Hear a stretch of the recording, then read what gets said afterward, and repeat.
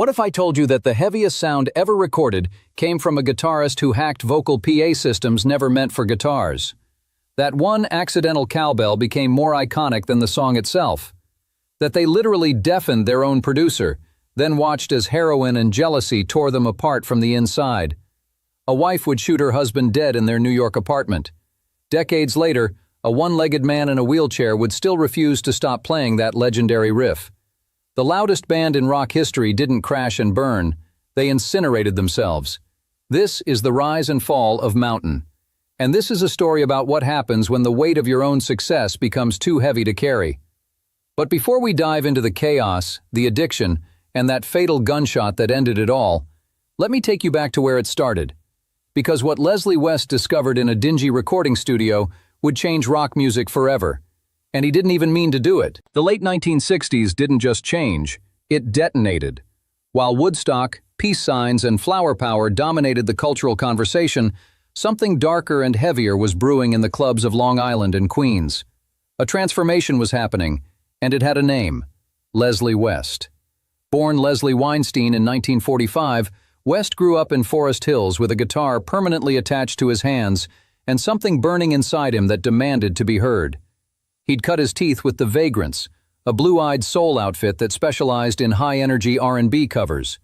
They were formidable live, the kind of band that could make a room shake, but their recorded output struggled to gain national traction. West was talented, everyone knew it, but talent alone wasn't enough. He needed something bigger, something massive, and he was about to meet the one man who could give it to him. But that partnership would eventually lead to a tragedy nobody saw coming. Enter Felix Pappalardi. Pappalardi was a classically trained bassist and producer who had recently reached the absolute summit of the music industry through his groundbreaking work with Cream. When he first encountered the Vagrants, he saw something in Leslie West that nobody else had fully captured. A larger-than-life guitar tone and a sandpaper soul vocal style that could anchor an American answer to the British heavy rock invasion. The two men hit it off immediately, though West had his doubts at first. As he recalled years later, "I didn't realize he had produced Cream, and I see this guy coming in and he looks like Sonny Bono with the mustache and the scarf, and I say, who's this guy?" But we hit it off. That creative chemistry was formalized during sessions for West's 1969 solo album, simply titled Mountain.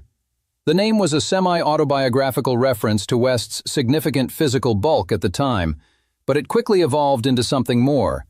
A metaphor for the sound they were chasing. Massive, immovable, overwhelming. But here's where things get interesting, because the secret to their sound didn't come from expensive equipment or studio wizardry.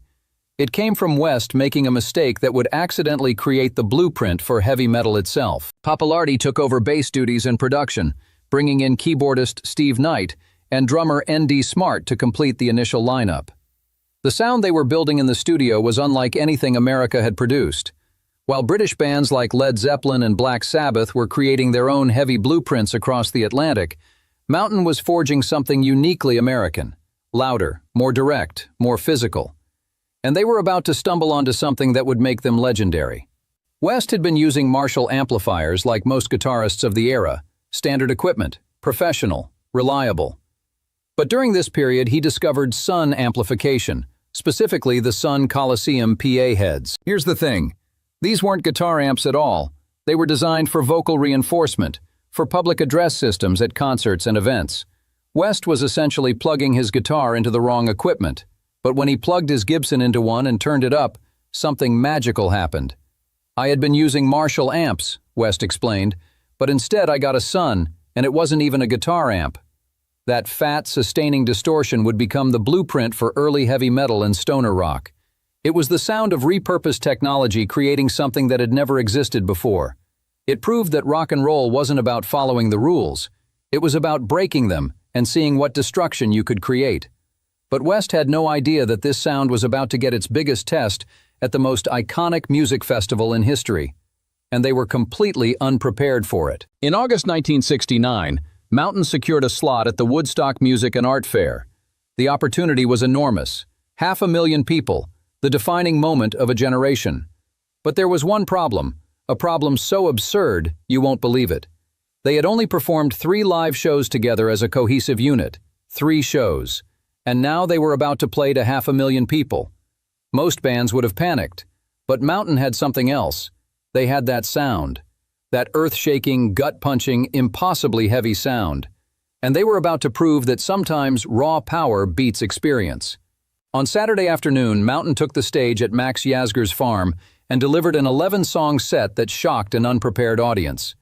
They performed Blood of the Sun and Theme for an Imaginary Western with a power that felt almost violent compared to the folk and psychedelic acts surrounding them. This wasn't peace and love. This was raw, unfiltered power. While they were controversially omitted from the original 1970 Woodstock film and soundtrack, a decision that still rankles fans today, their performance established something crucial. Mountain was a force of nature. They had arrived. But arriving was the easy part. What came next would test whether they could actually handle the weight of success. And, spoiler alert, they couldn't. From the local clubs of Queens to the stage at Woodstock, performing their 4th ever gig to 500,000 people, Mountain had arrived. The dream was real. The weight was building. But first, they needed to record the song that would make them immortal. And it all started with 4 hits of a cowbell. Before we get to that legendary cowbell and the chaos that followed, smash that like button and subscribe, because what happens next involves disputed origins, studio arguments, and the creation of one of the most recognizable riffs in rock history. In March 1970, Mountain released their first official group album, Climbing, and everything changed. The key addition was Canadian drummer Corky Laing, whose aggressive driving style provided the necessary propulsion for West's increasingly heavy riffs. Laing replaced N.D. Smart and immediately solidified what would become the classic Mountain lineup. This was the perfect combination. But perfect storms are called storms for a reason. They destroy everything in their path. The album's lead track would become their signature anthem, but its creation was wrapped in mythology and studio friction that band members still debate to this day. Nobody can agree on how it actually happened. The origins of Mississippi Queen remain contentious. Some accounts suggest it was born during a concert blackout, with Laing improvising the rhythm to keep the crowd engaged. Others claim it was written in the studio with session guitarist David Ray. West later dismissed the romanticized version with characteristic bluntness. "There's this story on Wikipedia that we did all these takes. What a load of crap. The cowbell was always in there." Felix said, "Count the song off." However it happened, the result was immediate and devastating. Music author Scott Bernard described the riff as sounding like a carnivore choking on dinner, a violent, primal sound that grabbed listeners by the throat. But it wasn't the riff that made history. It was what came before it. That opening cowbell, possibly the most famous 4 beats in rock history, announced something new. This wasn't your older brother's rock and roll. This was heavier, meaner, and more aggressive than anything mainstream radio had ever embraced. Those 4 hits became more famous than most entire songs. The song peaked at number 21 on the Billboard Hot 100. While it never cracked the top 20, its cultural saturation was near total. This was the ultimate volume knob test, the song you played to see how loud your car speakers could actually go. The sheer thump combined with West's overdriven Gibson was a sensory assault that signaled the transition from the peace and love 60s to the harder, more industrial 70s. Beyond the hit single, Climbing showcased the heavy and light dynamic that Pappalardi favored. Tracks like Theme for an Imaginary Western revealed the band's melodic sensitivity. Pappalardi's soft vocal delivery provided a stark contrast to West's growl, creating an emotional range that elevated them beyond simple hard rock. The album reached number 17 on the Billboard 200, cementing Mountain's status as headliners. They were certified gold, and Mississippi Queen would remain a staple of classic rock radio for the next 50 years. That opening cowbell became sacred. But success comes with a weight that can crush you, and for Mountain, that weight was about to become unbearable. Because while they were conquering the charts, something sinister was happening behind the scenes. The volume that made them famous was literally destroying them. By 1971, Mountain had achieved a reputation as one of the loudest bands on the planet. Their live shows weren't just musical performances, they were endurance tests of sonic pressure. People would leave their concerts with ringing ears that lasted for days. Some never fully recovered their hearing, and neither did the band. Leslie West's guitar was often compared to a freight train, and the sheer volume had begun to cause permanent damage. Felix Pappalardi was suffering from significant hearing loss. The very sound that had made them legends was destroying the man who'd helped create it. But the machine kept moving forward because they had an album to make. And this album would be their masterpiece and their curse. In January 1971, Mountain released their second album, Nantucket Sleigh Ride, and it represented both their creative peak and the first visible cracks in their foundation. The album would chart even higher than Climbing, but the forces tearing them apart were gathering strength. The title track was a sprawling, nearly 6-minute epic based on a harrowing true story. It referenced Owen Coffin, a young seaman on the whaling ship Essex, who was sacrificed and eaten by his shipmates after the vessel was destroyed by a sperm whale in 1820.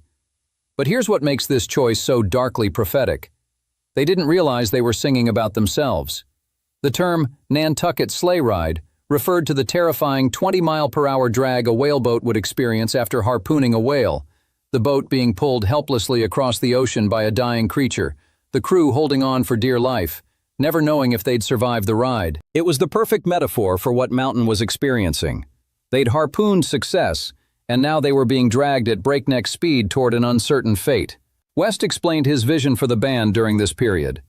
"I wanted us to be like a heavy rock orchestra band, so I made my guitar sound like a violin, a viola, and a cello." The ambition was staggering, to create something that combined the emotional depth of classical music with the raw power of rock and roll. The album was a commercial success, peaking at number 16 on the Billboard charts, their highest charting record. The title track's coda even became the theme music for Weekend World, a UK political television program. They were at the top. They were unstoppable. But behind the wall of amplifiers and the platinum sales, something dark was forming. Something that would tear them apart from the inside. Hit that subscribe button right now because what I'm about to tell you involves betrayal, infidelity, and lyrics that were weaponized against the person who helped write them. Leslie West began to feel marginalized by the increasing control exerted by Pappalardi and his wife, Gail Collins. Gail wrote the lyrics for the majority of the album and designed the artwork. West was upset that her name was all over the cover, including a painting where she depicted herself standing in front of the mountain, as if she were the band. Drummer Corky Lang later described himself as the Henry Kissinger of the group, constantly trying to mediate between West and Pappalardi as egos clashed and creative friction intensified. Every recording session became a negotiation, every decision became a battle, and beneath all of it, drugs were entering the picture. The pressures of constant touring, playing nearly every night of the year, had created an environment where substances became the only escape. Heroin was creeping into the inner circle, and once heroin enters the picture, everything changes. But here's where the story gets truly dark. The opening lines of Nantucket Sleigh Ride, their biggest UK hit, were actually about Felix's mistress, a woman named Robin Marie. The lyrics, "Goodbye, little Robin Marie, you know I'm coming home soon," were written by his own wife, Gail, as a form of lyrical entrapment. She was weaponizing her songwriting, embedding her husband's infidelity into their biggest song. Think about that. Every time the band performed their hit song, Felix had to sing about his affair while his wife watched from the wings. It was psychological warfare disguised as art. Corky Lang later described Gail as talented and smart, but also evil, noting she struggled significantly with drug use. Mountain was at the peak of their power, but the weight of that power was becoming unbearable. And what happened next would prove that sometimes the heaviest thing isn't the music, it's the pressure of keeping it all together. The decline of Mountain wasn't a sudden explosion. It was a slow, agonizing process of exhaustion, addiction, and betrayal. By late 1971, during the recording of Flowers of Evil, the band was physically and emotionally spent. Felix Pappalardi, increasingly weary of the road and terrified by his failing hearing, wanted to retreat into the studio permanently. The volume that had defined their identity was now a threat to his ability to hear anything at all. Simultaneously, the band's inner circle had become deeply entangled with hard drugs, particularly heroin. West later stated bluntly, "It got pretty bad. Heroin came into it. Also, Felix didn't want to go on the road anymore." But the final straw wasn't the drugs or the hearing loss. It was Gail Collins. West claimed she got in the way of everything, exerting a level of control that poisoned the creative atmosphere. The music had become a weapon. On New Year's Eve 1971, following a UK tour and the release of Flowers of Evil, Mountain effectively called it quits. The band that had blown away Woodstock only 2 years prior had simply run out of fuel. There was no dramatic breakup announcement. They just stopped. The loudest band in rock went silent. But the story doesn't end there. It gets worse, much worse. The years following the 1972 breakup were characterized by splintered projects and ill-fated reunions. Leslie West and Corky Lang immediately formed a power trio with Jack Bruce of Cream, creating West, Bruce, and Lang. On paper, it should have worked, but that project also collapsed under the weight of heavy drug use after only 2 studio albums. Mountain would reform in various incarnations, most notably in 1973 and 1981, but the industry had shifted. The band found itself relegated to the status of a legacy act. The window had closed. The dream was over. But the nightmare was just beginning. Make sure you're subscribed because what I'm about to tell you next is one of the darkest moments in rock history. A moment that ended in a gunshot, a courtroom, and a tragedy that could have been prevented. On April 17, 1983, Felix Pappalardi was shot and killed by his wife, Gail Collins, in their New York apartment. Let that sink in. The woman who wrote the lyrics, the woman who designed the album covers, she shot him dead. Collins claimed the shooting was an accident during a gun lesson, a claim that raised immediate skepticism. The trial revealed a dark history of domestic volatility, infidelity, and severe drug abuse. The marriage that had once produced some of rock's heaviest music had become a toxic nightmare. She was eventually convicted of criminally negligent homicide and released after serving only 2 years. 2 years for killing the man who helped create Mountain's sound. She effectively disappeared from the public eye after her release. No interviews, no statements, just silence. For Leslie West, the news arrived with a terrible finality. "I heard Felix had died a lot of times," he recalled, "but this time, I knew it was real. I called a certain precinct in New York." The loss of Pappalardi was the final death nail for the original Mountain vision. The man who had recognized West's potential, who had produced their greatest work, who had suffered hearing loss from the very sound they created together, was gone. The tragedy was complete. But somehow, impossibly, the story still wasn't over. West spent the later years of his life struggling with health issues, most notably a 2011 leg amputation due to complications from diabetes. He was 65 years old. He had lost his partner to murder. He had watched his band disintegrate, and now he had lost his leg. Most people would have quit. But Leslie West wasn't most people. 7 months after the amputation, West was back on stage, delivering the Mississippi Queen riff with the same fat tone he'd discovered in 1969. 7 months, 1 leg, wheelchair, and that same thunderous sound. His resilience became legendary. The image of Leslie West, missing a leg but still playing with the same power and conviction, became the ultimate symbol of rock and roll defiance. He continued performing until the very end. On December 23, 2020, Leslie West died of a heart attack at age 75. The final member of the classic Mountain lineup was gone. The loudest band in rock was finally, permanently, silent. But their sound? Their sound echoes forever. If you've made it this far, hit that like button because we're about to talk about why that cowbell still matters 50 years later. While Mountain as a band may have burned out, their influence remains a permanent fixture of rock history. Mississippi Queen has transcended the charts to become a permanent cultural artifact. It's been featured in The Simpsons, Iron Man 2, and The Expendables. The song is widely considered one of the 50 heaviest riffs of all time and remains the gold standard for the use of cowbell in popular music. More importantly, Leslie West's influence on subsequent generations of guitarists is immeasurable. Eddie Van Halen once said, "Leslie West has this incredible tone. There is nobody else, I'm telling you right now, that comes close to what he knows on the guitar." When Eddie Van Halen calls you one of the greatest, you know you've left a mark. Slash and Zakk Wylde have both cited West as a primary influence, crediting his tone and phrasing as foundational to their own approaches. Without West's accidental discovery of the Sun amplifier, without that fat, sustaining distortion, modern heavy rock might sound completely different. Mountain's role as forerunners to heavy metal and stoner rock is now firmly established. They were the bridge between the psychedelic blues of the 60s and the high-decibel heavy metal of the 70s, proving that American rock could be just as heavy if not heavier, than anything coming from Britain. In the final assessment, Mountain's story is not one of catastrophic fall, but of a brief, brilliant flame that left a lasting mark on the world. 3 years of classic lineup, 2 legendary albums, 1 iconic riff, and a legacy that will never die. The next time you hear that cowbell on the radio, you aren't just hearing a hit from 1970. You're hearing the heartbeat of a band that burned itself out to give us something immortal.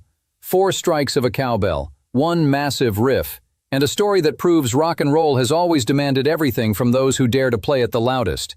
Mountain proved that the loudest engines burn the hottest, and the hottest fires consume everything. They sold millions, conquered stages, and became the soundtrack to American freedom. But the road that made them legends also broke them, claimed their hearing, their health, their brotherhood, and ultimately claimed Felix Pappalardi's life. Yet Leslie West's final defiance, performing in a wheelchair with 1 leg, refusing to let physical limitations silence that massive tone, reminds us that some spirits refuse to quit. The boogie may have cost them everything, but it gave us something eternal. What's your Mountain memory? Did you discover them through Iron Man 2, or were you there when Mississippi Queen first hit the airwaves? Drop your thoughts in the comments below because I want to hear your stories. And if this story moved you, smash that like button and subscribe to this channel for more untold stories of rock's greatest triumphs and tragedies. Because every legend has a price, and every riff has a story. The weight is real, the music is forever. And Mountain proved that sometimes burning out is the only way to burn bright enough to be remembered forever.